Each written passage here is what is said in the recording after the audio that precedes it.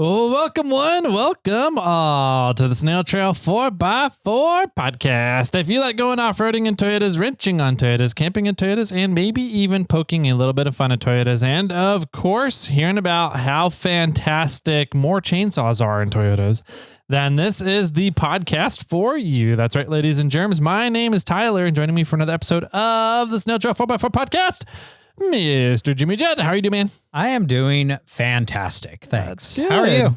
I'm good. I just have a lot going on right now. So my head is just all over the place. So me too. If I end up like zoning out or going on about just hitting a ton of different topics today, with no clear focus. Yeah. That's why. Okay. Yeah. Good to know. Yeah. I'll just start snapping in front of you or something.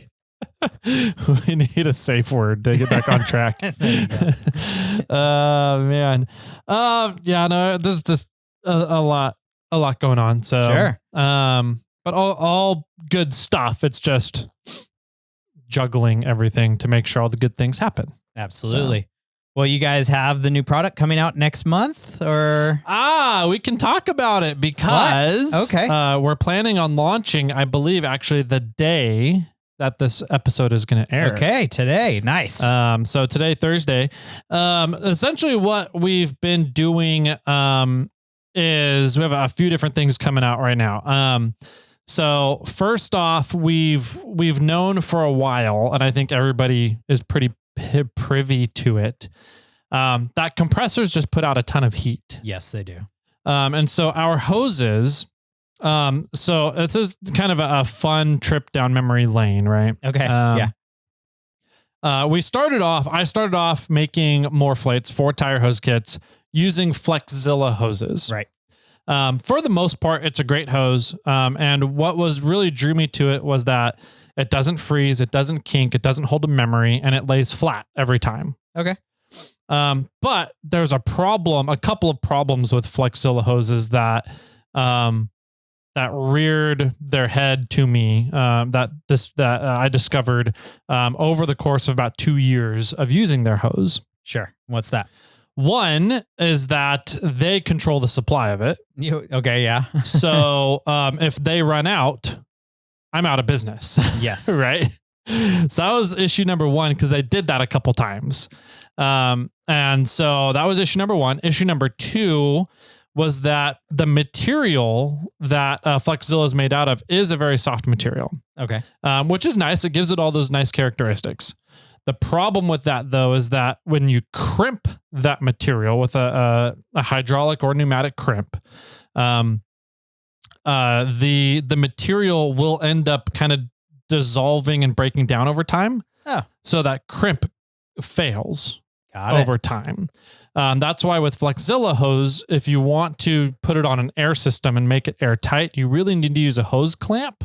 Okay. So that you can retighten it over time as that material breaks down. The problem, though, with a hose clamp on that material is then it starts cutting the outer sheathing, the outer layer of the Flexzilla hose. Got it. And hose clamps just suck in general. They cut you, they poke you. They're not fun to handle. And they don't look good for an aesthetic they don't place at for all, what you have, the purpose that you would need it for. Yeah, exactly. So with that being said, that was another issue, was the soft material degrading over time and falling apart, making crimps fail. The third issue was that the outer jacket of a Flexzilla hose does retain and hold a lot of dirt. Okay. So if you drop the Flexzilla hose and your hose kit in the mud or the dirt, which typically you're doing when you air up and down, yeah. I only ever do it on pavement. Yeah, right. And I wash the pavement down beforehand. Exactly. Yeah. Sure. And so you end up your hose gets really dirty and nasty over time, and they're really notoriously difficult to clean. You kind of have to clean the Flexzilla hose similar to how you clean a winch line, which is dunk the whole thing in a bucket of water. But you soapy have water and soapy water and kind of scrub it down in this bucket of soapy water, right? And that's really the only way to keep it clean or dirty. I mean, keep it clean over time. So, and the fourth issue, which was the biggest issue in my opinion, is that because it's a soft material, it can only withstand up to about 170 degrees of temperature. Okay. as Yeah. we've talked about on the past, Yep. compressors in the off-road space, especially twin ARBs mounted in an engine bay, Yeah, well, and engine bays in general, engine right? bays in general, Yeah. they output upwards of 250 degree temperatures. Wow. Which far exceeds the 170 degree temperature rating of Flexzilla hoses. Okay. So I've gone now through deep dives of trying to play around with different materials of hose, different ways to layer different materials in order to create different pressure, heat, and flow ratings of hoses while still maintaining no kink, lay flat, no memory, no freezing materials, a hose, right? And so we came out with our own iteration of hose that fixed really three of the four problems of the Flexzilla hose. We fixed the degrading over time and thus crimps failing. Okay. We fixed that issue. We fixed the cleanliness issue. So our hoses that we ended up developing, you could take a rag with WD-40 on it and just slide it down the hose and it just cleans everything right off. Oh, nice. Okay. So it kind of works like magic for cleaning. Super easy to clean. If you end up getting it super muddy, super dirty, and you care about that kind of thing, super easy to clean. Yeah, I've never cleaned mine. I don't really clean mine either, but we have customers that are like, this gets way too dirty. I don't want to handle it. I'm like, okay, that's a fair complaint. That's a pain point we can solve. So let me see the crimps, the clean, and the freezing. No, that was always a characteristic. What were the four? The heat, crimps, clean, kinking. No, laying flat. No, that's the ease of use qualities that they have. What were the four issues? I just said, what were the four issues? See, my brain is not working. I can't stay focused on anything. Anyways, it'll come back to me later. That's going to bug me. Degrading.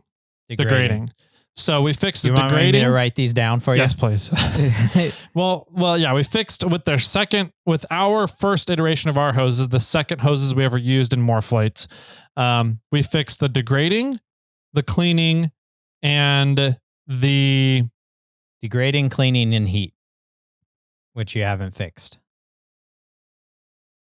I don't remember what the four were now. Okay. Anyways, we fixed those. We did not fix the heat aspect. Right. We were able to increase the heat temperature to about 215 degrees. Sure. So that we're getting at least 30 to 40 more degrees than Flexzilla can handle. But that still wasn't, which helped actually for most of the compressors on the market. The only one that we still had issues with was a twin ARB. Okay. And so from there, we also wanted to increase our burst rating. So Flexzilla hose, their burst rating is about 300 to 400 PSI. So our second iteration of hose was about that same thing, 300 to 400 PSI. Our third iteration of hose, we were able to get another 10 or so degrees. We got up to about 220, 225. Okay. But we also increased the burst rating of our hose by up to 1,000 PSI. Whoa. And that's something we never really talked about. Okay. I never really marketed it, advertised it, anything like that. Because if you're saying that your hose can withstand 1,000 PSI burst rating, that's not the same as our kit pressure rating. Okay. Right? That's just the hoses themselves. Sure. So because our hose kit is limited, the most limiting factor on pressure is what the gauge can actually handle. Oh yeah. So what's that? The gauge reads 3 PSI to 150 PSI, and it can handle 200 PSI before it breaks. Got it. So really the limiting pressure of the system is 200 PSI. Sure. So you don't want to go around marketing 1,000 PSI necessarily, right? On your hoses when you're limiting, when the limiting really factor the gauge is less. It's the gauge, it's less and it's not the hose, right? Yeah. So that was our current iteration of hose that we're on now. It withstands about 225, 230 degree temperatures, 1,000 PSI burst, keeps that clean, easy to clean outer jacket. It holds up really well on with crimps over time. And it still has all the main characteristics of no memory, lays flat, it doesn't kink, it doesn't freeze, all that good stuff, right? Yeah. So really, our main issue is it still is not a good enough hose to handle the heat off of engine-mounted twin ARBs or brushless ARBs by themselves, because the brushless ARB puts out a ton of heat just by itself. Really? Yeah. Oh, okay. So we needed something to solve the heat issue. Yeah. And we looked around for a while, and last year at SEMA, we ran across a company that specializes in industrial commercial grade hose. Okay. Pneumatic hose and water hose, but really the pneumatic hose is what we were looking at. And it really struck us because they were like, oh yeah, it's a 350 degree temperature rated hose. And I'm like, okay, yeah. So you just make it out of rubber PVC then. Like it's, there's hoses out there that can withstand that heat, but then you lose the user friendliness of the hose. Or like a poly, not a polyurethane, a TPU, not a TPU, it's a polyethylene hose, essentially. It's a polyethylene PVC with nylon braiding in it. That's another one that's very popular. And so I'm like, yeah, I mean, you can have a 350 degree temperature hose, but like, you're not getting the no kink and lay flat, no memory out of it. And they're like, yeah, we do. And I was like, bullshit, get out of here. Yeah. And they're like, yeah, well, no, we can make it. And I was like, okay, send me samples. I want to see this sample. Because I want to do my own testing. You can say all you want, but I'm going to destroy your hose. Yeah. Because I don't think it can be done. I put a lot of research into different materials and ways to make hoses to figure out if this can be done. I haven't been able to find a way yet. That doesn't mean it can't be done. There's definitely smarter people out there than me. And I've only been focusing on this for 2 to 3 years, not my whole life. Like these other guys have. Right. And we got the hose and I stress tested it, and sure as shit, it handles 350 degree temperatures. It's steam rated. How did you test that? I took an engine mounted brushless ARB and ran it on the hose until the ARB hit a thermal cutoff. Okay. And then did temperature checks on everything, and it was upwards of 260 to 265 degree temperatures. Okay. And the hose was just fine. Didn't care. Oh, cool. Yeah. And it was like fairly cool to the touch. It was impressive. Nice. And so I was like, I don't know, something's going on with the materials they're using that's handling the initial burst of heat, but then also dissipating the heat very quickly. Yeah. Sounds like it. So I didn't dive into it. I don't know exactly what technology they're using. They have a patent on it. So we're going to be science. That's what it is. Right. But we're going to be, we are contracting them and buying hose from them to make hose to our specifications using their technologies. Cool. Right. Okay.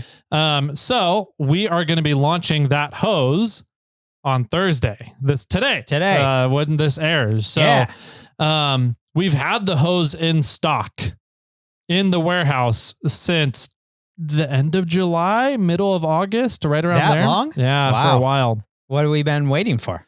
We still have a lot of our old inventory of our 1000 PSI burst hose. Sure. Okay. And so it comes down to, we could have launched August or September with the new hose, but then we have to lose all of our money on the old inventory in order to do that. Right. So I've been having to wait until we sell through enough of our old inventory to warrant that whatever's left, we can just lose money on to clearance out and get our cash back for it. Right. Yep. Sure. So we're kind of at that point now. Okay. So we're launching the new hose. And so what's really neat about it is that the outer layer of the hose is a 1200D woven nylon. So what that does is that gives the hose a 1600 PSI burst rating. Wow. Yeah. Okay. And so 1600 PSI, it's like 500 to 600 PSI working load limit, but we don't advertise any of that because our gauges are still the limiting factor of the system. And we don't need to go that high for our application. We don't, but what's interesting is that even because we have our working load limit of our hoses set to 200 PSI, people who have power tanks think that you can't run our hose kits on their power tanks because their power tank lists everything they deal with on their regulator, everything in PSI. Okay. And so they say, open your regulator to 475 PSI, especially if you're running monster valves. So people think that when you do that, automatically your hose kit is now being subjected to 475 PSI of pressure. Sure. Which is not true. Okay. It's really by opening up your pressure regulator that much, you're just increasing the amount of flow. Yes. Airflow, or in this case, CO2 flow, that comes out of your tank and into your tires. Your hoses from the regulator to your tires, all that only sees whatever you're airing up your tires to. Pressure wise, right? Sure. That makes sense. So even though your regulator is set to 400, 450 PSI, you're not really, your system downstream of the regulator is not actually seeing that much pressure. You're just opening up the regulator that far in order to get more airflow so that you air up your tires faster and get to that 30, 35 PSI quicker. Right. But, having to explain that over and over and over again to power tank users or CO2 tank users is just, we were trying to see if we could find a way to just be like, no, yeah, our system is rated for a working load limit of 500 PSI. Hook it up to your power tank, no problem. But because of our gauges, we can't do that. Time for new gauges. So that is a thought of developing new gauges that do, 3 to 500 PSI or 400 PSI. And then you could use them for a bunch of different things. Yeah. But those, in order to get the sensors and everything, a sensor that covers that big of a range is very expensive. Sure. So until that technology improves, we're going to be at 3 to 150. Okay. But anyways, new hose, that 1200D woven nylon jacket gives it a 1600 PSI burst rating. It also gives it a really nice protective jacket in rugged environments. Right. So the hose and the jacket was developed mainly for commercial industrial applications. So these things are getting dragged around work sites all the time. Okay. So if you're laying it in the dirt, laying it on rocks, if you're, dragging it across the dirt while you're coiling it up, etc., that jacket is not going to care. No, it's kind of like a winch line protector. Yeah. Yeah, it's very similar to a winch line sleeve. Yeah, it's like you have the winch line, which is your air hose, and then you have this like jacket that goes over the winch line to protect it from the rocks. And granted, the jacket on a winch line's loose, and this is tight and fixed in place, but it's similar concept. Yep, very similar concept. So, so that is the 1600 PSI burst rating on the hose, and a 350 degree temperature rating. Wow. On the inner sleeve of the hose. Right. And so, we can now use this hose for a lot of different applications that have anything to do with hot air being applied to it, or maybe in a hot location on your vehicle. Right. Exciting. So that leads us down another line of, now that we have this, we can run airlines sort of in the same vicinity of exhaust manifolds. Right. Whereas there's a lot of other hoses on the market that, like, you run that anywhere near your exhaust manifolds and you're going to have a hose failure. So cool. So that is launching. And now with that hose, fixing the heat problems of our hoses, it's as long as you're using your hose kit in a way it's intended to be used, they're pretty much going to be indestructible. Right. That's so awesome. Yeah. So now we can really stand behind the lifetime warranties that we started. And we started those lifetime warranties back in April or May this year, something like that. Has it been? I thought it was longer. It might have been March. It was somewhere around the end of Q. It was this year. Okay. We started the lifetime warranties, knowing that we were going to be getting these new hoses, the braided, our braided 1600 PSI hose is what I'm calling them. Cool. So, we're launching that. Is there going to be a price change? It's minimal. Okay. It's only about $10 per hose kit. And so extensions are all going up. No, I think we're able to keep the prices the same on extensions because it's just not as much hose going into them. Sure. So the price of our hose in production did double. Dang. So we had to increase the price a little bit, but we're able to still keep it relatively low because we've been really good at making production more efficient in other areas. Right. So it's only $10 increased. Okay. For a pretty much indestructible product. That's awesome. It's also lighter weight. Oh, is it? Yep. Okay. It's almost half the weight. Whoa. Yeah, of the other hose. So it's not the whole hose kit isn't going to be half the weight of the hose kit because there's other components in there as well. But I haven't measured the total weight of a hose kit per hose kit, but I would venture to say it's about a third. That's impressive. Lighter. So 30% lighter overall. Wow. Okay. And it still doesn't freeze. It still lays flat. It doesn't kink. It's a really, really cool material and a neat way to make hoses. So yeah. That's awesome. Congratulations. Thank you. And that's going to be our giveaway for November. Yep. Nice. Yep. And so that is the giveaway for November. The other little things we're launching at the same time also have to do with heat. Oh, okay. So a while ago, we developed our slide valves that have a heat insulation silicone sleeve on them now, right? Yeah. So it's a silicone injected heat sleeve for our slide valves. We've taken that now and added it to all of our couplers. Nice. Okay. So the couplers on the compressors all have a silicone sleeve on them now so that you don't have to worry about wearing gloves or burning your hands when disconnecting your hot coupler from your hose kit. Maybe I just don't run my compressor long enough, but I've never really had an issue with it. If you're just airing up even 40s, like on Kermit or the Mule, the 42s, it didn't really get hot enough where I could still pop the coupler off really quick. Yeah. But if you're running multiple cars, sure, it'll warm up for you. Yeah. I mean, it got hot, but it wasn't like I needed to really concern myself and be like strategic about how to undo this with bare hands. It was just like, it's going to be warm. Okay. Like I'll pop it off real quick and then I'm not going to worry about it. Yeah. And it's not that, to me, it was never that big of an issue. Yep. But I want one of those now. Yeah. And so those are really nice. We're going to have those on all the stubby manifolds moving forward. Right. Nice. All the air hubs. So the last batch of air hubs we got in that have been shipping out, those all have the silicone couplers on them too. Okay, cool. So every single coupler we do now is going to come by default with those silicone sleeves, and we didn't need to increase any prices on those for that. Sweet. So really nice. That's nice. And okay, another one, which this is kind of something I did because we needed to have them. And I haven't been able to find them in the United States. Oh. So I'm like... The valve thing for the Mule.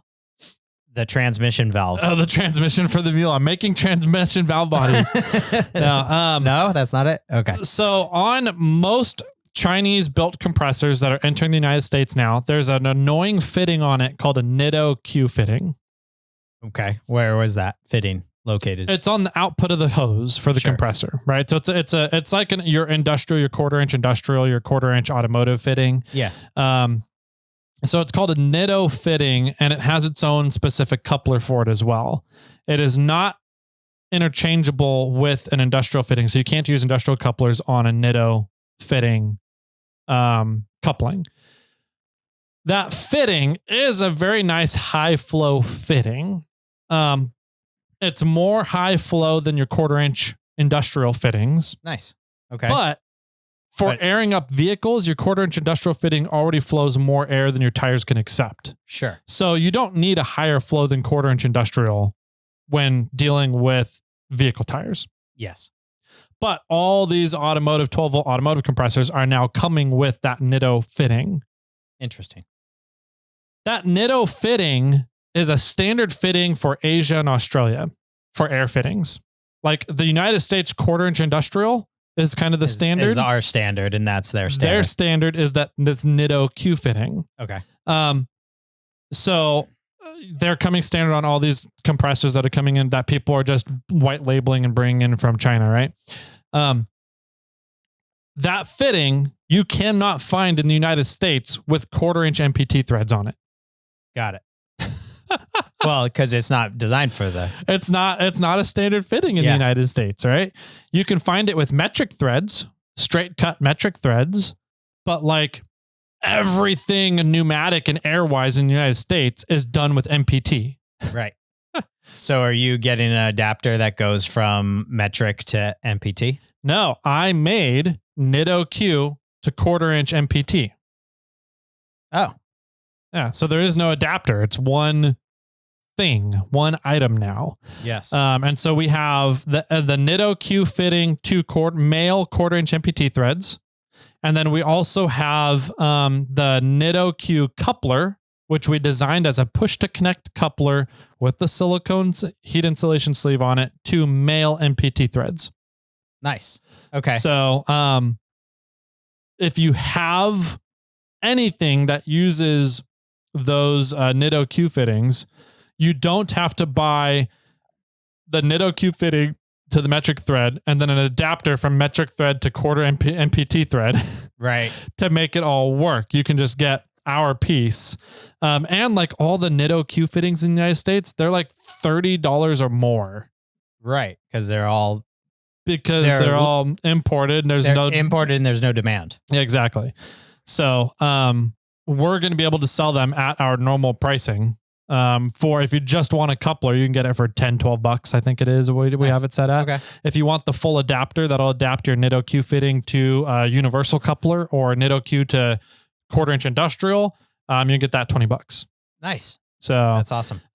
We're also going to be launching that. I don't think that's going to be as big of a hit. I think it'll be a big hit with all there's a couple of some like Facebook group pages to modify Smittybilt compressors, the Napa MaxiTrack compressors. Those guys might really like those. Right. They're apparently Harbor Freight is now selling the Smittybilt single cylinder compressor, and all of those come with that NITO fitting on them. So those guys, anybody who buys one of those Harbor Freight compressors, you'll probably want to get one of these one of our adapters, one of our fittings. Yeah, but I think that's going to be the market for them. And then we'll see there. You can't find anything on Amazon or eBay for them. So I might just throw them up on Amazon and eBay as well and see. Yeah.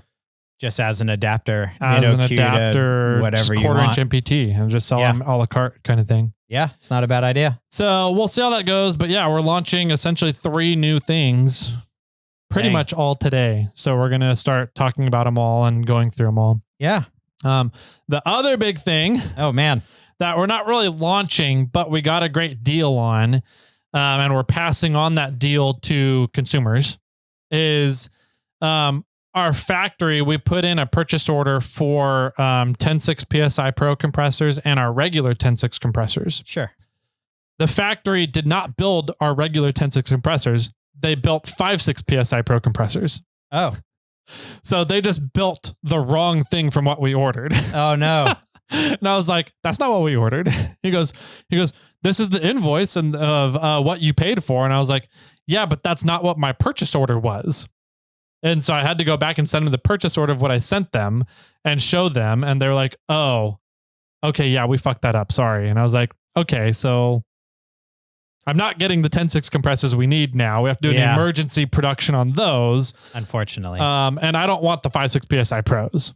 And they're like, well, we're just going to have to sell them to another country then. I'm like, but our brand is colors into the metal body of the compressor. You can't sell our brand and our specs compressors to other people. And he goes, well, you can't enforce it in other countries. And I was like, what are your other options? Just trash it all? And he goes, yeah, or trash it. And I was like, well, or you could hold on to them until we need to buy some. And then you have them ready to go and ship them to us. Mm-hmm. And he goes, we don't have the storage to hold on to them for that long. We would probably either throw them all away and take a complete loss on it or sell them to another country. Right. And I was like, I don't like either of those options because I don't think that you guys should just trash them. No. Either. They're perfectly good compressors. So we came up with a deal. They sold us those compressors at the materials cost. Wow. So not including their labor to assemble and produce everything, just the materials cost of the compressors. And I got them on consignment, which means I don't have to pay for them until we sell them or until the end of the year was our agreement. So, we got a screaming deal on a shipment of 600 5.6 PSI Pro compressors. And we're going to pass on those savings to all the customers out there. Dang, that's awesome. So right now, as of last Thursday, I think it was, we launched it and sent out we sent out the emails on Monday because it went out late. But that compressor is normally $285. We're dropping it for now down to $240. Okay. So $45 off. It's 16.5%, 17%, something like that. Off of the compressor. It still comes with our warranty. So the 3-year unlimited, lifetime manufacturer warranty, all the good stuff that comes with MORRFlate stuff. It's a perfectly good compressor. There's nothing wrong with it. We just got a screaming deal on it. So $240. Okay. Here's a secret I'm going to let out for all the podcast listeners. All right, everybody pay attention. For Black Friday, we run our 20% off sale, which is our biggest sale of the year. We only do that during Memorial Day and Black Friday, 2 times a year. We're going to allow that 20% to go on top of the $45 off already on that compressor. Okay. So that compressor will be down during the 2 weeks that we run the Black Friday sale at about $192. Yeah. For that, the 5.6 PSI Pro compressor. Wow. Which is our single cylinder 5.6 CFM compressor, right, with the automated air up inflation technology built into it. Okay. And it still comes with all the warranties, all the good stuff that MORRFlate has. Yeah. That's awesome. So yeah, and the 240 prices right now. That's if you can't wait, you need one, you can go get one. But if you wait for the 2 weeks around Black Friday, they'll be down at $192. That's impressive. So. And those compressors are absolutely fine for people running like smaller than 37s. Yeah. And, or for like passenger vehicles or like a work truck that you just need something just in case you pop a tire or have a tire pressure issue. You can pull that out real quick and re-inflate your single tire, or, use them on a multi-tire kit on something smaller than 35, 37 inch tires. They work great. And I mean, they're not, even if you have larger tires, like, it'll take longer, but it has the air like hub technology in it. So it'll automatically stop for you. Yep. And so you can set it and then go do whatever you need to do and forget about it. Yep. And it'll automatically stop for you. So you can, go do whatever, like work on packing the vehicle or go to the bathroom or do whatever you need, because it'll automatically stop. And so it takes a little bit longer, but once again, not your time though. You don't have to worry about it. Yeah. Yeah. Save your time. Yep. So it's that's going to be, in my opinion, like the deal of the year. Right. Well, I seeing those compressors at like $190, $192. My brother-in-law wants a quad kit for Christmas. Okay. And I was like, oh man, should we get him a quad kit and a compressor, or just a quad kit? And so now it's like, okay, that's set in stone, because he's on 33s. Yeah. I'm like, this is it. That's sold. All right. Yeah. So that'll be a good option for him. We still have about, I think we have 200 to 300 units of the old hose left, of old hose kits. So that is also going to be on sale as we launch the new braided hoses. Okay. We're going to drop the price out of the old ones just to sell through them for people that were like, I really want a MORRFlate and get into the brand, but I don't have the budget for it right now, because I know a lot of people are hurting with how expensive everything is getting at the moment. We're actually going to drop the price on those to help clear them out, so we can just get the cash back and reinvest back into more stuff. Yeah. So keep an eye out for that. Those will also be dropping in price. Wow. I haven't decided how far I'm going to drop them yet. But they will be dropping. Old hose versus new hose. Yep. Sure. Well, dang, MORRFlate's doing a lot right now. There's a lot going on at the moment. Yeah, no wonder you're scatterbrained a little all bit. Over the place. Yeah, for sure. I get it. Yep. Well, so there's a quad kit available for November. Yep. Of the new braided hoses. The new braided 1600D braided hoses. 1200D, 1200D. Woven nylon jacket, which gives it that 1600 PSI burst rating. Yeah. So super excited for that. Super excited to get that into somebody's hands for November. Yep. December, going backwards. October's giveaway is our gift box. We actually got the 2 Light Rangers in-house now to send out to 2 lucky individuals are going to win a Light Ranger. So excited for those to be handing those out to somebody.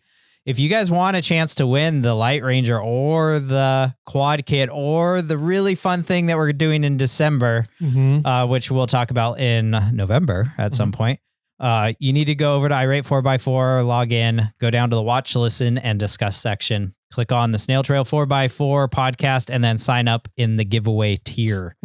The gift box tier is still open for a very limited time. Only a few more days, actually. Yep. So get in before you go out trick-or-treating. Yep.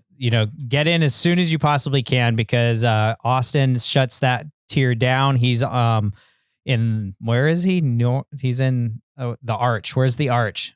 St. Louis, Missouri. He's in St. Louis. So he's an earlier time than we are here on the West Coast.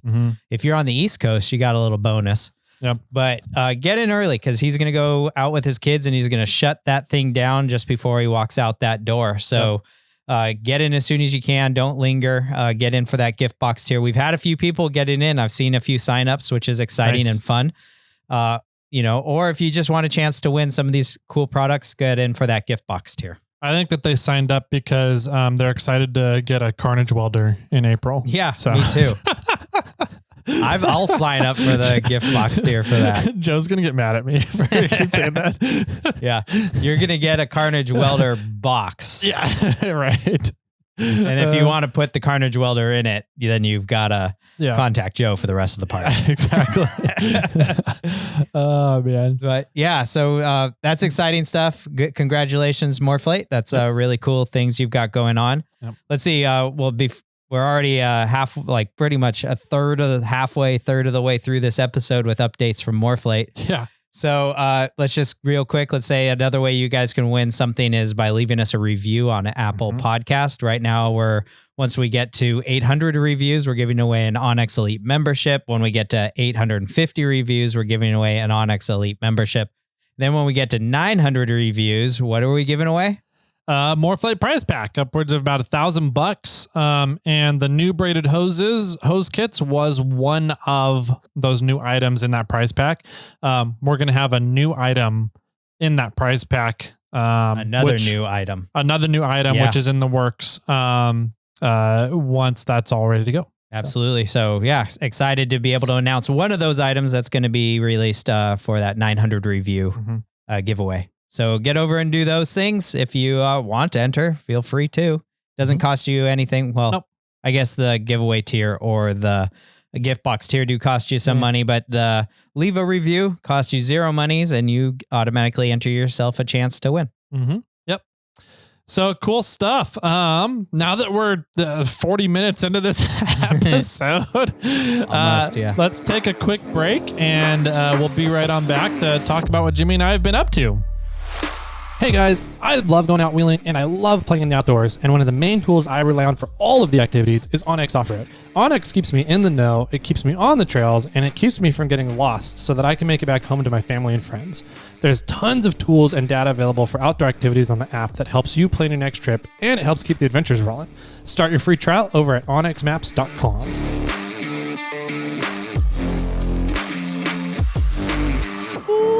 Welcome back, ladies and gentle ladies, everybody out there, boys and girls. We're back today on a Thursday because we like talking and sharing with you stories about what we've been doing. And so that's kind of what we do on Thursdays. We kind of catch you guys up with life, with fun predicaments we get ourselves into, situations where we get to say, do as we say, not as we do. So I think this episode is going to have a few of those. Okay. I've already kind of updated.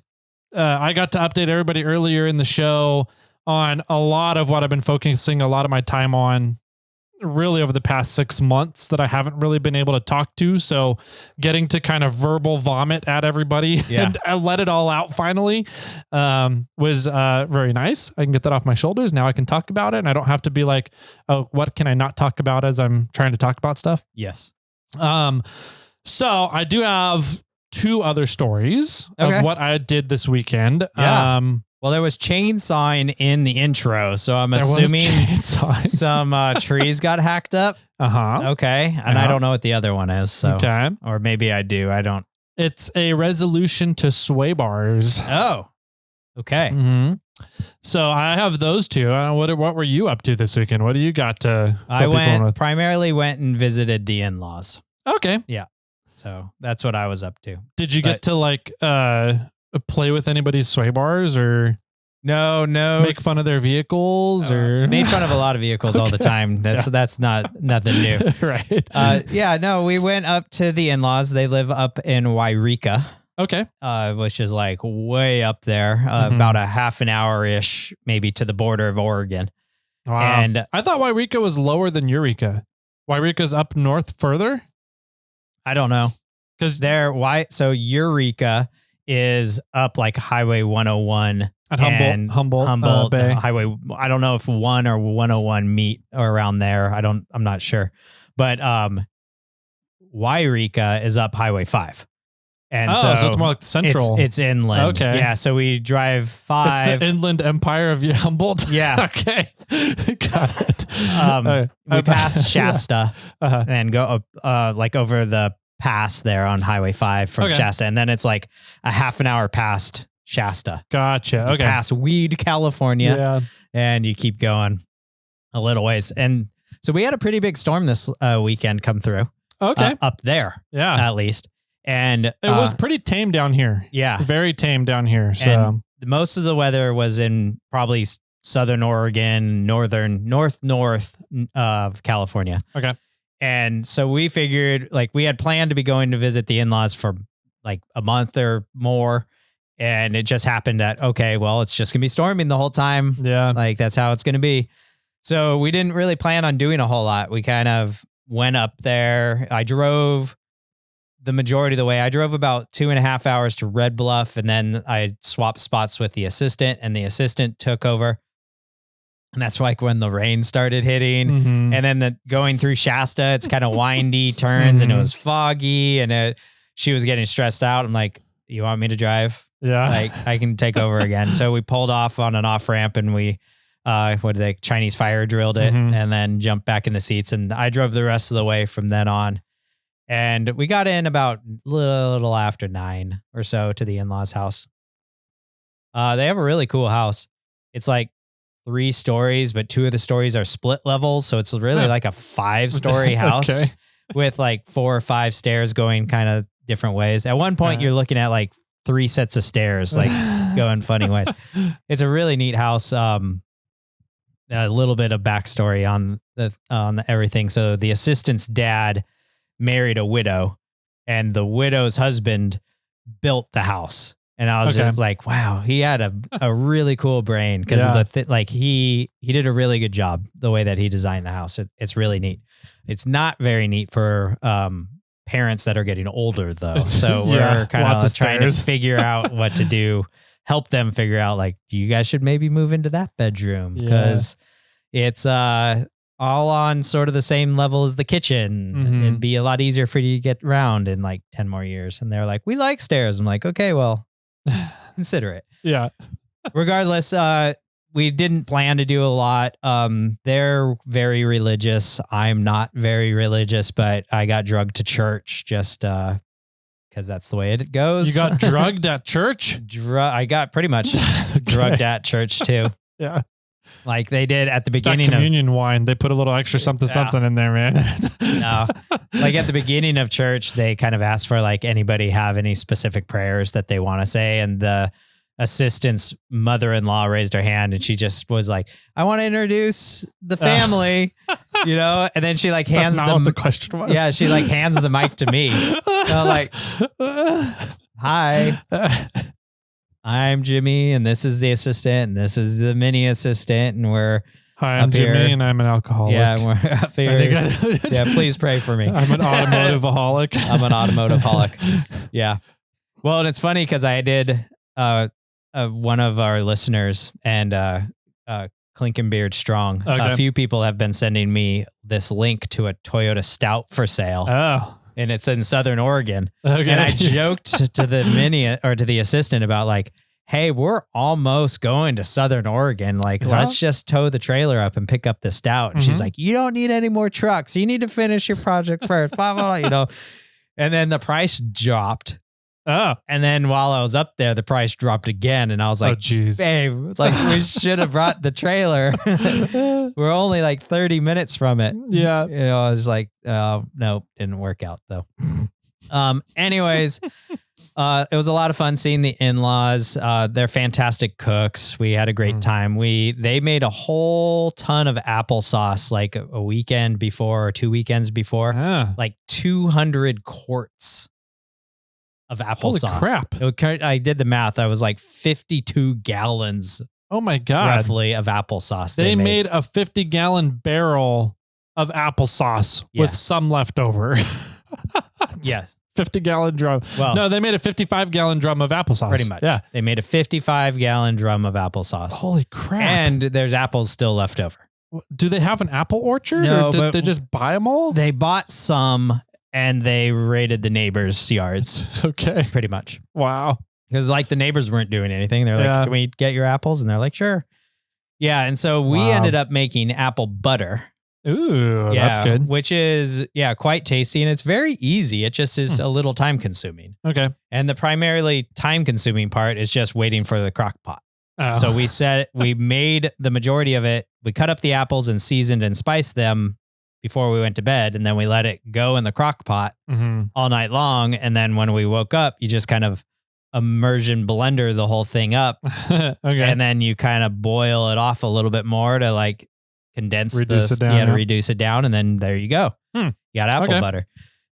So we ended up making 22, half pints. Okay. Or like small jars of those.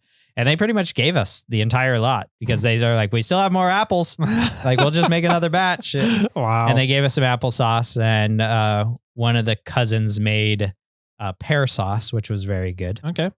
Yeah. So that was fun. The highlight of the trip was we actually had a break in the weather on Saturday afternoon. And we were like, oh, well, we didn't expect this. Like, is there anything to do? You guys want to go out and do something? And they took us to this place called Pluto's Cave. It's a lava tube a ways away from Shasta, about 30 minutes from their house. And it's just this, it was a highway that takes you from Highway 5 to like, I don't know what it is. The highway Eastward? That shoots off that you would drive to take to Bend, Oregon. And then it's a highway between those two. Okay.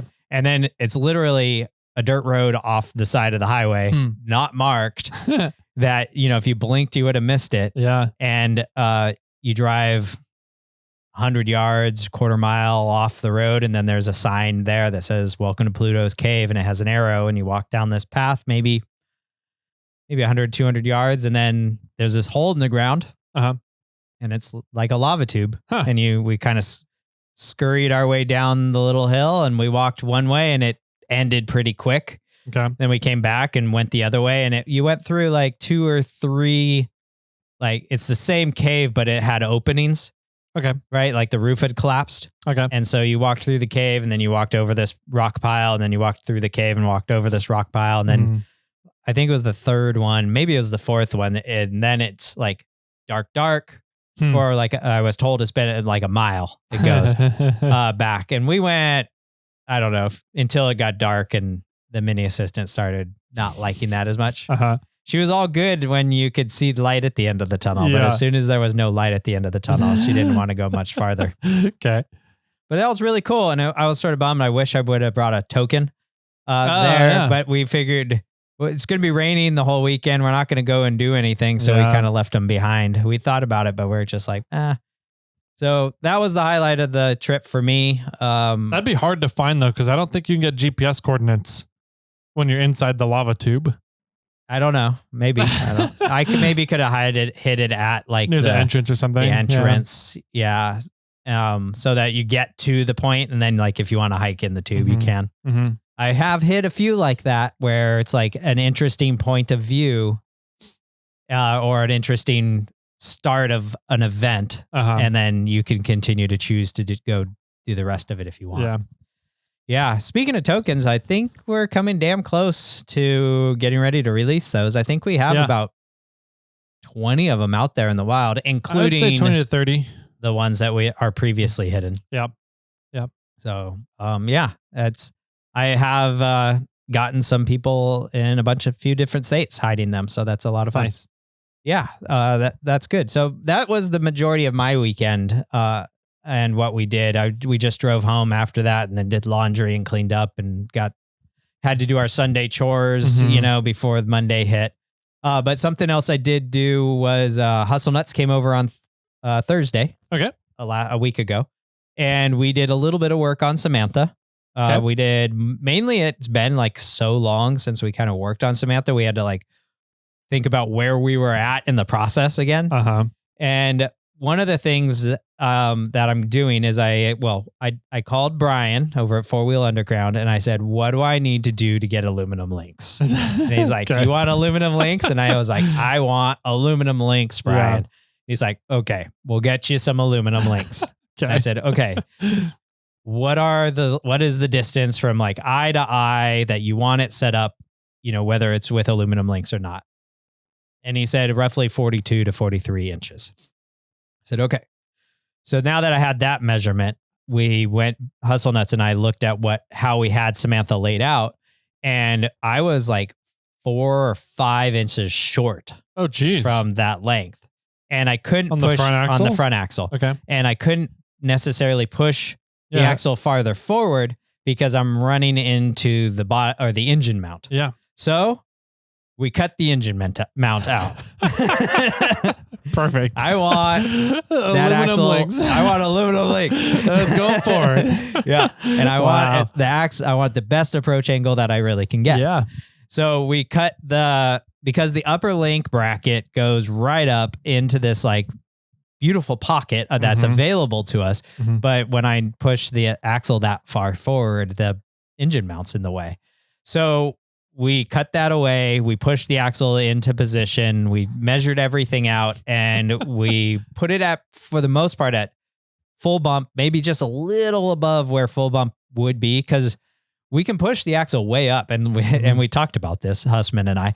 The axle can go 4 to 5 inches higher, but the problem is the panhard bar would like go through the frame at that point. Yeah. Right. So it has to be below the frame for the panhard bar. That's why I had to get a custom frame made from Kermit that rose up right there to allow clearance for the panhard and all the steering components. Yeah. Yeah. So we talked about literally pretty much lopping the frame off and then building kind of a custom frame out. Okay. But I want to try to keep it as stock as possible for the most part. Do the kit the way that Brian intended it to be put on, and really test it out that way. So we had put the axle more or less at complete bump, looked at how everything fit up, and realized that we had to cut that bracket away. We moved it into position, set it all up.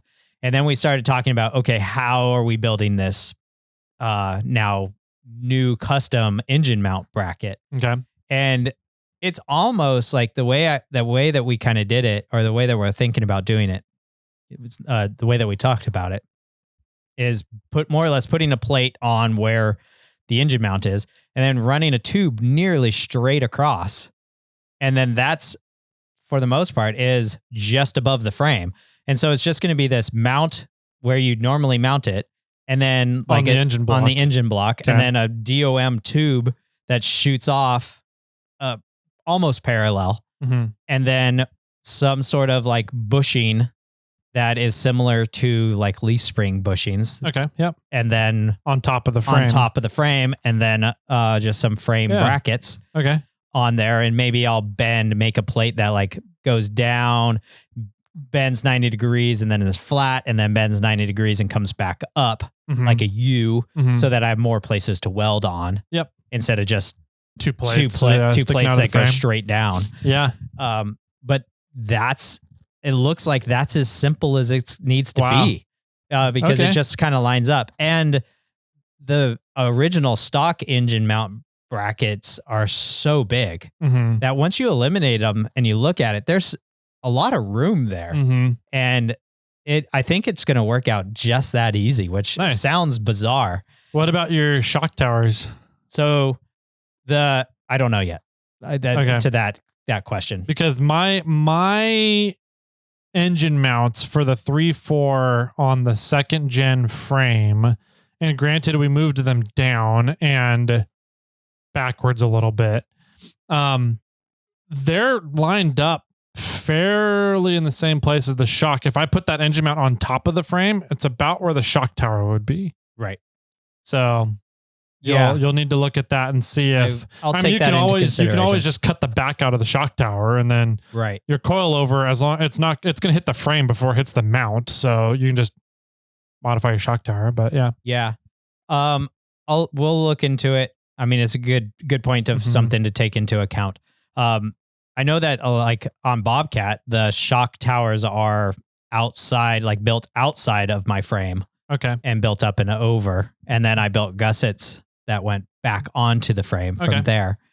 And on Bobcat, I'm not sure what the major difference is, but the frame's different from Bobcat's frame to Samantha's frame because Samantha's a 2-wheel drive frame. And I think because it's a 2-wheel drive frame, the frame actually arcs up more where on the wheel well area compared to the 4-wheel drive frame. Because on the 4-wheel drive frame, the engine mounts have like an additional part welded on that lifts the frame up a little higher. Okay. And the 2-wheel drive frame doesn't have that. Okay. So I think the wheel well of the frame goes higher. The frame literally goes higher. And I think people that's a benefit and people know that's like the common cause because you can get more up travel because the frame's higher with that situation than you can with a 4-wheel drive frame. Yeah. That makes sense. It would be really cool if the shock tower does line up, you can build the gusset for the shock tower in as that bracket. Like build the bracket into the gusset for your engine mount. That'd be kind of cool. Yeah. And then it's just a matter of how do I remove the engine mount bolt so that it can come, because at this point it's going to be parallel to the frame. So I'm going to need room forward or back to be able to get that in or out. And that's something you should think about if you're ever building something about fabrication. How to remove the hardware. So that's about as far as we got. We started looking into like how things line up, what the proper rotation of the axle is, setting it all up. I'm going to go buy a bunch of PVC pipe and start putting the joints inside of PVC pipes and making those to just hold everything in place, hold things at the right angle while we're laying all this out. And that's the point at which we're at now. Nice. Yeah. That's a fun point to be at because then you could start laying everything out and seeing what it's all going to look like. Fun little story about this whole thing when we were doing it is we lifted the engine up with the gear wrench floor jack and we took the engine mount out and I was like, okay. And when we were coming to a close for the day, I was like, I don't want to just leave the engine there suspended by the jack. Like I know it's a good jack, but all jacks fade, under pressure, the hydraulic fade over time. And I don't want this like fading away and then my engine being held on by one side and that's it. Because granted the transmission and everything's on there, but it's just sort of sitting on the skid plate that's sort of clamped onto the frame situation. And so Husband's like, well, just grab a 2x4 and we'll just put it under there, or, figure it out or cut it to length. And so I dug around and I grabbed this 2x4 and I like held it to him and he's like, that looks perfect. And I said, I think it is. And I handed it to him and I lifted the engine up and he slid it under and I lowered the engine down just a little bit. And it was the exact length we needed. It's always fun. Yeah, I know. It was rad. And so, yeah. So and that's the value of hoarding, ladies and gentlemen. kind of. Yeah. If it needed to be trimmed down, I would have trimmed it down or whatever. But yeah, it was funny. It's always funny when you're like, this is it. This is perfect. This is what Have you seen that Instagram for. reel of some guy that's like, he's like putting his hands like at almost a timeout, and he's like, it looks like this. I need a piece of wood that looks like this. And the dad's like, hold on. And he runs down to the garage and he's like this. And they're like, that's it. And it's like, I've been holding on to this for 30 years. It's like, it was almost that moment. Yeah. Except I've probably been holding on to it for like 3-5 years. Yeah. And it's just a random piece of wood that's in the shop that gets used for all kinds of, like, oh, I got to lift this thing up, or I got to put a 2x4 under the jack so I can lift it a little higher, or whatever it is. It's just random 2x4s laying around. Yeah. And so, yeah, it just worked perfect. So nice. Yeah, that's what I was up to. A little bit of Samantha work. We're going to get together again this Thursday, do a little bit more work on it. I'm hoping that we can keep this Thursday thing rolling, and we can make these slow, small progresses on Samantha and get stuff happening. Nice. So that's exciting. Yeah. Cool. That's awesome. I'm excited to see it moving again. Yes, me too. I swapped out. So I figured out that my sway bar, the shoulder of the arm, was the splines were stripped on it. Right. We heard about that last week. So I meant to bring that in today so we could show you guys on the camera. But I guess we'll do it next week when I bring it in. It'll probably come in here and go on our my wall of fame of parts, pretty much is what this is turning into. Kind of. But I got the new sway bar arm from TK1. Yeah. The shoulder. Thank you. And then tried to put it on the sway bar, and it was not wanting to go. Was because the splines of the sway bar are messed up? No, the splines on sway bar were fine. It was just a really tight fit. It's like they made it almost like a press fit. Okay. And I'm like, you can't press the arm onto a sway bar because the sway bar has to go through the tube. Sure. To get mounted to the vehicle. So I'm like, this can't be a press fit thing. No. And I can't hammer it on really because my body and bumper are there. It's only have like I don't know. That's probably like 8 inches. 2 inches clearance. Yeah. That's, I don't know, 8 inches maybe of clearance between the end of the sway bar and the body of the Forerunner and the bumper there. So, it's really difficult to try and hammer it on. So I was like, maybe I grabbed an F clamp. Yeah. And I was like, I can maybe put the F clamp on the frame, find a way to get it on there, and then put the other side of it on the sway bar arm to kind of press it onto the sway bar. And that wasn't going. Oh, man. I was like, man, what is going on? I was like, do I not have the bolts loose enough? And I looked at the bolts and they're free floating in the arm, in the shoulder, right? Because the other thing is there's 2 bolts there so that once you have it on the sway bar, you can clamp those bolts down. Yeah. It really clamps it down onto the splines. I'm like, so could you pry it open a little bit? So that's what I pried it open a little bit. And then I also got some lube. I texted Hussman. I was like, dude, is there am I missing? Am I just retarded? Like, what's going on here? Well, yes, right. Well, yeah, probably. He goes, did you try this? I was like, yep. He goes, and you tried that? I was like, yep. He goes, the only other thing I got for you is try some lube. I was like, okay, that's a good call. I didn't try lube yet. So I went and got some of the PTFE dry lube that I have for my suspension joints and sprayed that on both sides.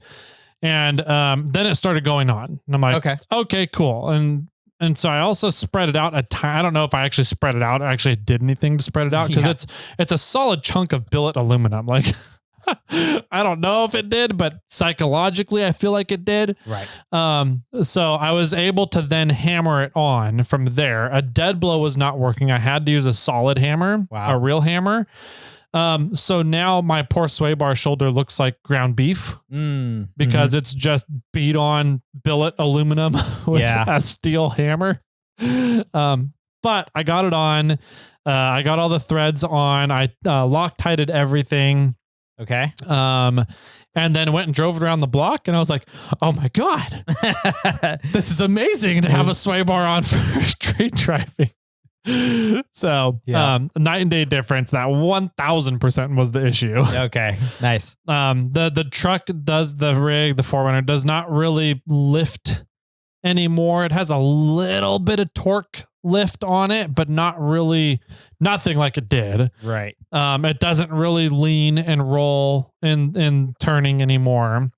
And for whatever reason, since I got the new link on, maybe I was just really OCD about making sure the axle was even on both sides and that the links were the same length. Yeah.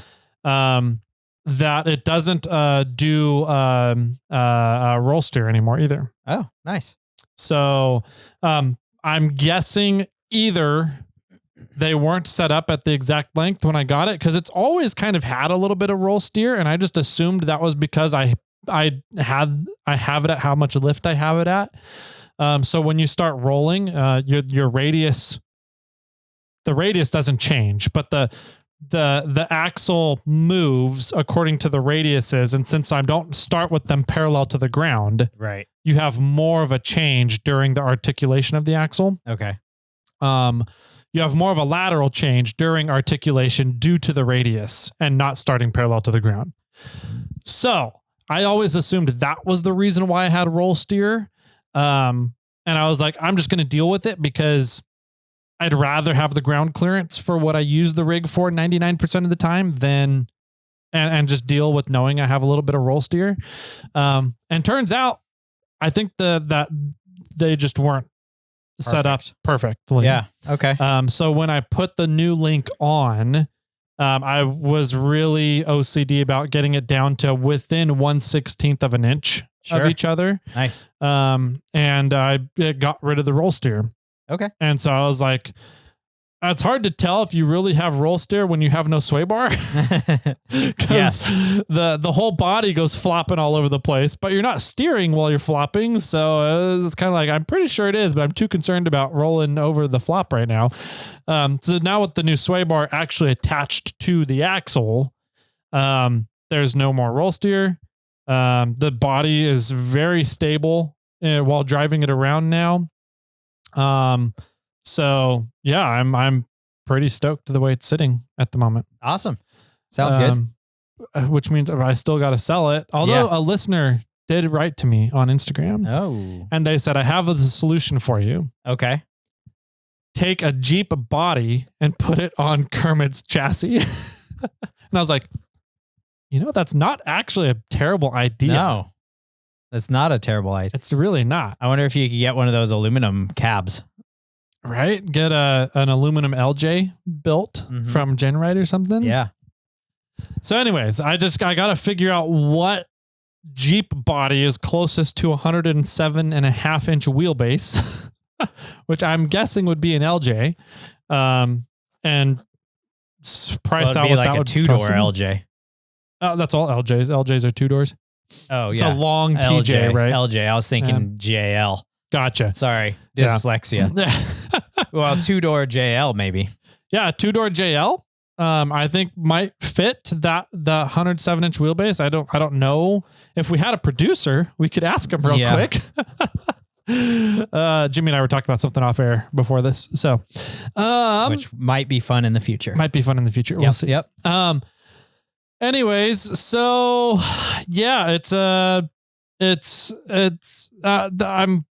I'm debating on keeping Kermit, or at least the soul of Kermit, which would be the drivetrain, chassis, and suspension, and putting a different body on, a Jeep body. Oh, that would be funny. To fulfill the Jeep events. Yeah.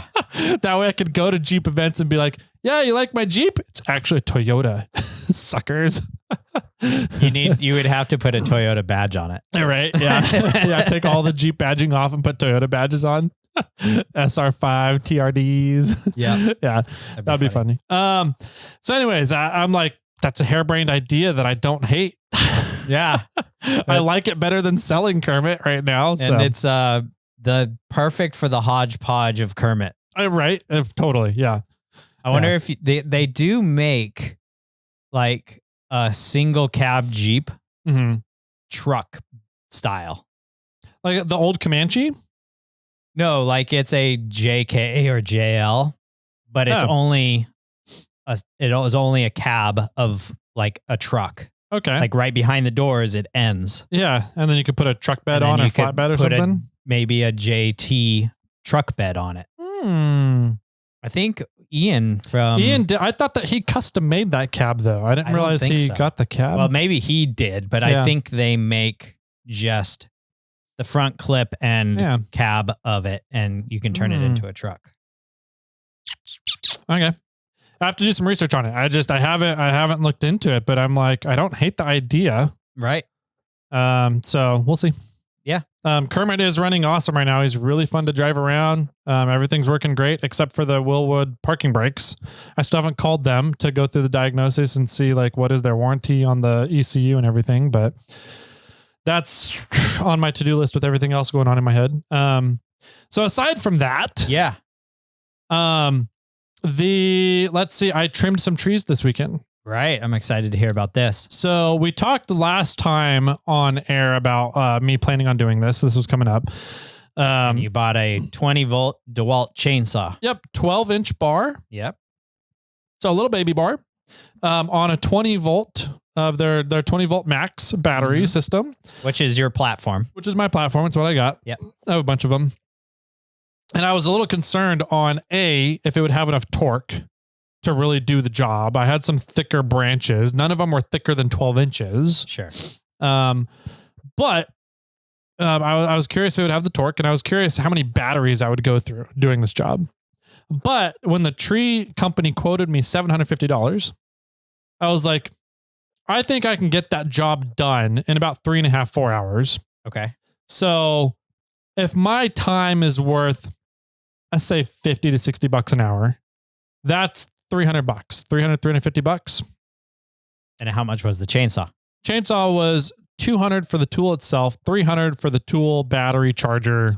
So your kit, time and tool is $600. Exactly. So you're still cheaper than their quote. I'm still cheaper than them doing it. Yeah. So then the question just comes down to, if I drop a branch on the house and add another $20,000 to this job, because I don't have commercial insurance, tree trimming insurance, that would definitely be the reason why to hire these professionals, right? Because they carry liability insurance and just insurance in general for the job they do. Sure. And I'm looking at everything. I was like, I don't think I would. There's nothing that's high risk. Yeah, and the branches that high are going to be small. They're going to be smaller. So I was like, I think we'll be fine. So I bought this chainsaw. Yep. Pulled it out and started trimming right away. I really like the way that DeWalt on the nut that holds the bar in place is on it's in a C-clip ring that captures the nut, so you never lose it. It stays in that little body. Sure. None of my other saws do that. And I'm like, that's smart. That's smart. Yeah. I had to buy like extra nuts because I keep losing them on my Echo saw, my 24-inch bar one. So anyways, I was like, I really like that. I wonder if there's a way to modify my Echo saw now to create something similar. I might play around with that. We'll see. But that was really nice to see. The whole saw doesn't really weigh much. I think it weighs, the battery weighs more than the saw, probably. I wouldn't be surprised. Yeah. So I hooked up and I set up, I have a 6 amp hour, 20-volt battery that I put in there. And I was like, I'm going to be climbing a tree with this, because this was the big problem why I needed a baby saw in the first place, because I can't climb trees with my other saws. Sure. It's just not conducive. And so I was like, if I have a little baby saw, I can like hook it onto my belt while I climb the tree. Of course. So, and I climb towers quite a bit, radio towers. So I have tethers that are designed from Gear Wrench for linemen that climb electrical towers, and you keep all your tools tethered to your body. So if you drop a tool, it stays with you and doesn't fall to the ground. Right. Good for you, because then you don't have to climb down, and it's good for the person standing below you. Yes, exactly. So I grabbed a couple of my tethers and put them together so that they were longer, just about as long as I could reach from my belt, right? Right. So I was like, okay, cool. I got the saw on tethers now. Now, how do I hook the saw to my person while I climb a tree? So I have both hands to climb with. And I have some like 1/2 inch, maybe 5 or 3/8 bar, round stock bar. Yeah.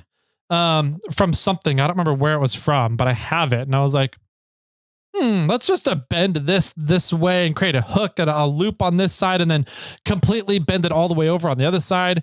And then cut it down to the length. And I created a little thing that just goes right down, slips over the top of my pants and goes down into my pants and has this big loop on the other side. Right. So I can just you could hook the handle of the saw into this hook. Yeah. And the metal stays on you at all times. Yep. Yeah. So I was like, okay, cool. That worked out well. And then started climbing tree and cutting branches off. And I was able to climb the tree, cut all the branches I wanted, plus more that I was kind of like, yeah, while I'm here, I might as well get this one too. So I cut 15 branches. Wow. Okay. 12 to 15. And there was like 5 or 6 that were like 7 to 9 inch branches, pretty hefty guys. And so I cut them all out and then got them all on the ground. And then I was like, I started bucking and limbing them all up to put into a collection pile. Cause the city of Sacramento has what we call the claw. Yeah. The claw comes around from, I think, November 1st through the end of January. So those 3 months, every 2 or 3 weeks, they just send a claw around every neighborhood in Sacramento to pick up people's leaf piles, yard waste, all green waste, right?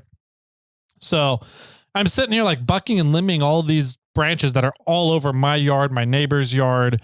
And I'm like, this saw is really nice to have for bucking and limbing branches, man. For small stuff. Yeah, for small stuff. Yeah. I'm like, I can do it one-handed. I can get it in between a bunch of branches to get the really awkward, hard to reach ones. I was like, this is really nice. And surprisingly, I had to make sure that I had the chain going before getting on the wood. Sure. Otherwise, they would catch and it didn't have enough torque to pull through it. Yes. So I did notice that where I was like, my gas saws, especially my Echo, the 24-inch bar one, I can have it sitting on the wood and start. It just rips right through it. Right. Okay. With this one, the 20-volt one, I did have to get the chain going in order to get it going, to get it on. I couldn't just start it sitting on the wood. Yeah. Whereas like, I don't know if like DeWalt has a 60-volt system. Ego, I think, is 60 volt. I don't know. 80 volt, something like that.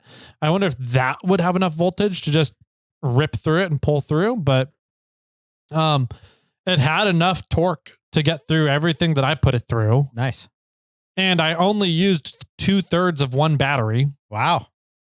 And I got the entire job done, the entire thing. And that includes standing around on the bottom, planning out how I'm going to climb the tree, where I'm going to put the ladder, what branches I need to get to on the tree. Mm-hmm.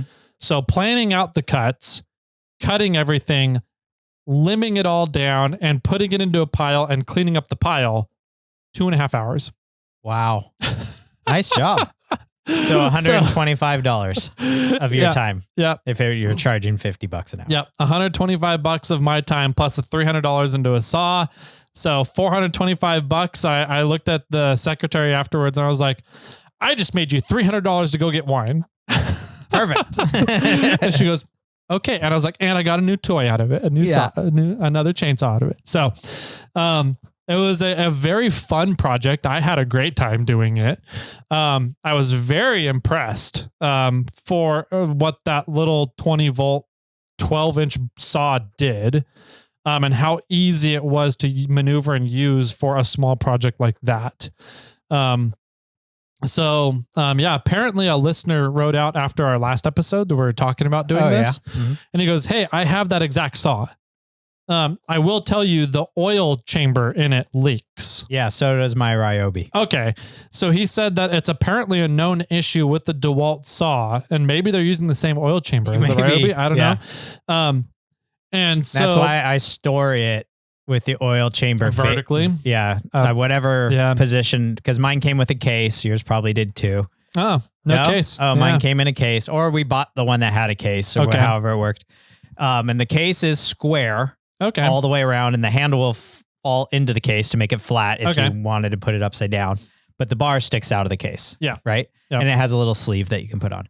And so I rotate it so that for me, it's bar down, oil chamber up, and then nothing leaks. Okay. So that's good. Maybe I'll have to look into one of those cases then. But the listener said that he loves that little DeWalt saw. That's his trail saw. Yeah. For going out on trails. I'm like, I think 80-90% of what you'll see on a trail, it will work great. Yes. Until you run out of batteries. Until you run out of battery, or until you come across a tree that's down across a trail, then you're kind of fucked. Well, you don't really. Or you got a lot of cutting to do. A lot of cutting out to do. Yeah, cut this, and now I've got to go deeper, and now I've got to go deeper. Yeah. And then hopefully have enough battery. So, but anyways, for at-home stuff, doing around the yard, dude, it's awesome. Dude, I loved my little Ryobi. I don't remember what the voltage is. I think, is it 18? I don't remember. It's the bigger battery for Ryobi stuff. Okay. It's not the like little hand tool ones. It's their larger one. Maybe it's up into the 20 or 24. They usually range between 18 and 22, 24. It's in that range. I forgot what it is currently, but, I have to push a little button forward with my thumb, and then I can pull the trigger, and the two actions will start the little electric motor going. And you can do that with one hand. Yep. And like, I do suggest you have two hands on the saw at all times. Yes. Do as I say. Not as we do. But it cuts through as long as you got it going first and you come down on it. There's a lot of times when I was like bucking up these like 1 to 2 inch little branches and just keeping them like as fire starter kind of kindling things, where I'm literally just keeping the throttle going the whole time, just zap, and just running through it. And it worked great. I mean, I cut up this pile of leaf fodder that we had cut off this big mulberry tree, and then I cut off that branch on the fig tree where I climbed up with more or less one hand to get up there, and then lopped it off, one-handed, and reached way out to get it going. But I mean, I think like you're saying, it's a fantastic tool if for what it's made for. Yeah. Right. They're amazing for that.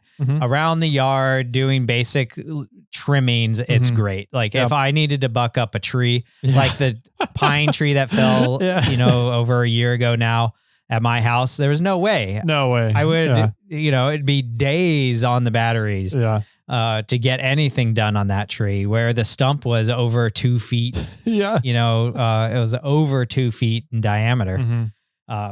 So there's times when you're going to need a big saw, but I think a lot of times you just need these tiny little saws. You don't need a larger thing. I know my dad bought the Skill electric chainsaw, and he had the bar downsized. He wanted the bigger motor. Okay. So he bought like the 16 or 18 inch electric version, and he had the bar downside to 12. Okay. So he has the big motor with the small bar. Nice. Yeah. Yep. So apparently the oil leaking, I've just assumed that's always that's just a chainsaw thing, right? Because there's a thing in there that allows it to drip on the chain while it's running. Yes. But he said that at least with the DeWalt, this particular saw, that it's a known issue, and it actually is a fault in production of these saws. Okay. And there's instruction videos online. You have to take the saw apart, take the oil chamber out of it, and then you put a little, I want to say it's either JB Welder caulking on this one little spot, and it fixes the oil leak issue with the saw. So I don't know if it would be the same thing for Ryobis. Yeah. I don't know if I care too much, because I'm like, all my saws leak oil. I just put them in the same spot and let them put a rag underneath them to catch it. I'm not too concerned, but I was apprehensive about what that saw was going to be capable to do, if I was really going to be able to use it for the entire job, or like, once I got everything down, I was going to buck and limb everything, if I was going to have to pull out the 18 inch saw. Yeah. Because my 24 inch saw is over at Stellar Built right now. Oh yeah. And And I was going to have to pull out the 18-inch saw to do the bucking and limbing, but it handled everything just fine. I was very impressed with what I thought going into it versus what it was able to accomplish, and only using 2/3 of a 6 amp hour battery. Yeah, it's pretty good. And I got the whole thing done in 2.5 hours. So yeah, that's rad. Yeah, it's good. Cool. I'm glad you enjoyed it. I'm glad it worked out well for you. That sounds like a good time for sure. I would try turning the saw and put the oil cavity up top, because that, for me, that's just like, yeah, okay, it leaks. That's how it goes. Whatever. Like, I'll just put a rag underneath it and catch the oil, and that's life. But I'm like, it's not hard for me to turn it 90 degrees and lay it on its side instead of on the base. And now the oil cavity is facing up, and I don't have that problem anymore. It's just, it was that easy. Yep. But that's cool. Yeah. Thanks for sharing. I'm glad it worked out. I'm glad to hear things are going well at the Larson homestead. And hopefully you can go get $300 in wine soon. Yeah, we're almost out. Oh, we also went and got a Costco membership finally. Oh, okay. And shopping around their wine section, they have really good prices. Yeah, they do. On wine. And I've heard a lot, we've heard a lot from Wheeling Wine and Whiskey about the Costco liquor. Yes. The Kirkland brand liquor, that it's actually a pretty damn good for the price you're getting out of it. And I was like, and I've heard decent stuff about Kirkland wine. Oh, yeah. Too. I haven't heard much. And so we went, while we were there getting our membership, we also went wine shopping and bought 7 bottles of wine for under $100. Wow. And we're like, we're just going to try them out and see what we thought. And we tried the $6 Malbec, and it was, for $6, it was damn good. Okay. Yeah. It was even better 24 hours later, because we only drank half the bottle the first night. Interesting. So the second night I was like, oh, now this is really good. Yeah. So it was a 2023 Malbec for $6. So you need to decanter it and just let it breathe for a while. Yeah. So you just let it breathe for 24 hours, and it's a fantastic bottle. I would put it up there with like a $30 to $40 bottle of wine, man. Wow.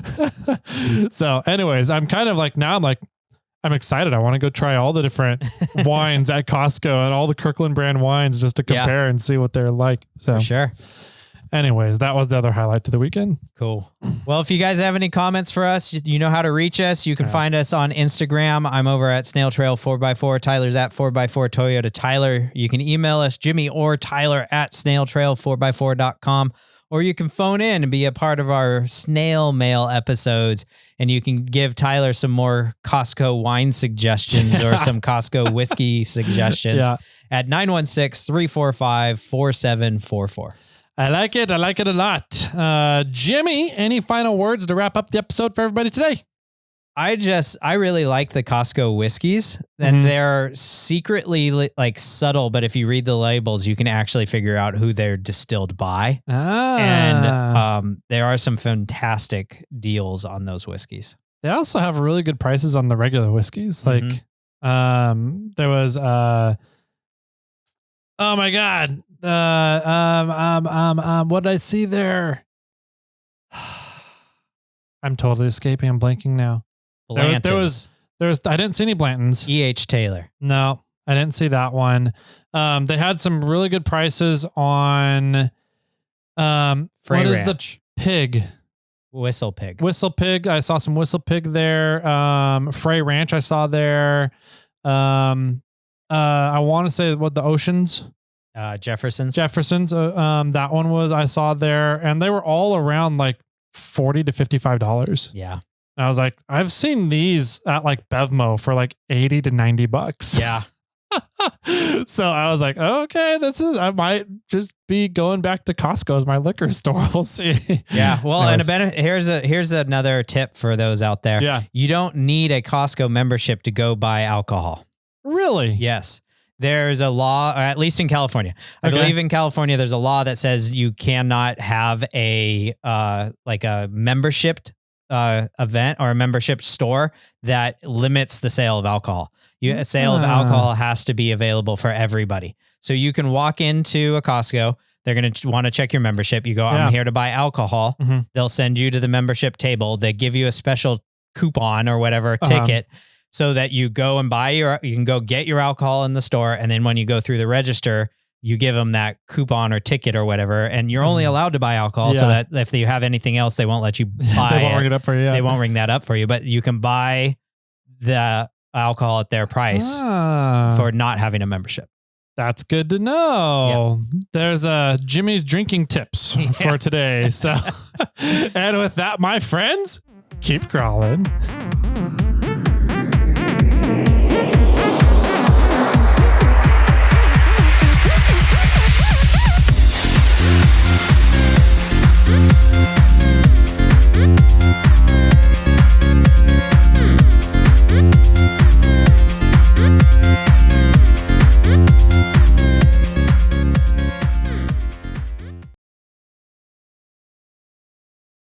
I got one for you. Okay, I'm ready. Do you know what kind of monster likes to go clubbing? No, I don't. The boogeyman. Oh, okay. That's how he dances. Yeah. Does he live in a tissue box? No. Oh. Okay. What is that joke? How do you make a tissue dance? Yeah. Put a little boogie in it.